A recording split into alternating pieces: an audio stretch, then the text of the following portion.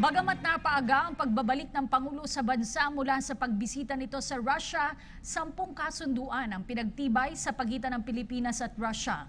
Kabilang narito ang seguridad, enerhiya at kalakalan. Nagbabalik si Rocky Ignacio.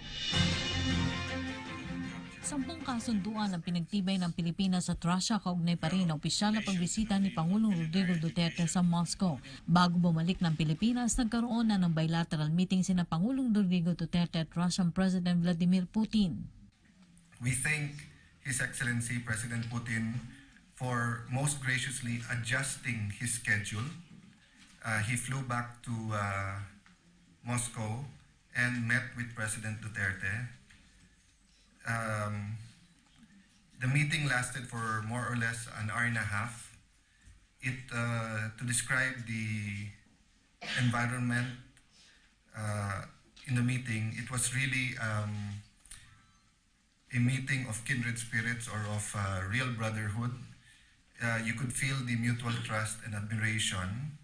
The discussions were very comprehensive. Kabilang sa mga kasunduang pinagtibay ang larangan ng seguridad, defense, energy, transportation, agriculture, trade and investment at turismo.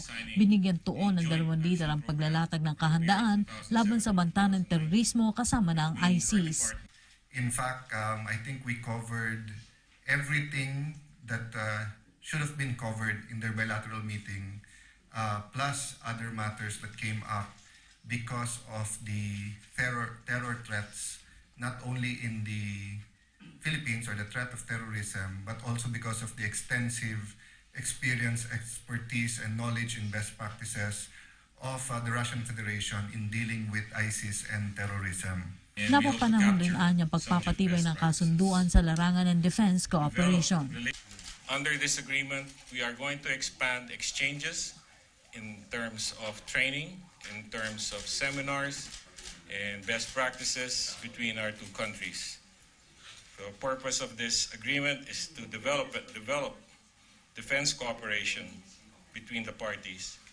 They will exchange views and information on defense affairs, develop relations in the field of military education, including military medicine, military history, sport, and culture.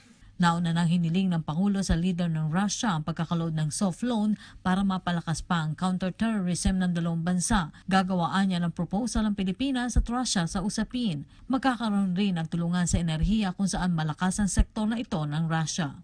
The Memorandum of Agreement between the Department of Science and Technology of the Philippines and the State Atomic Energy Corporation, otherwise known as Rosatom, on cooperation on the use of nuclear energy for peaceful purposes.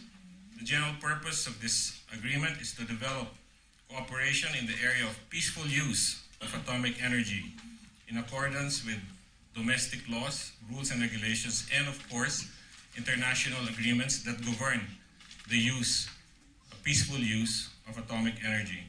Ang pagkakaroon ng kasunduan ay bahagian niya ng pagpapalalim pa ng pagkakaibigan ng Pilipinas at Russia.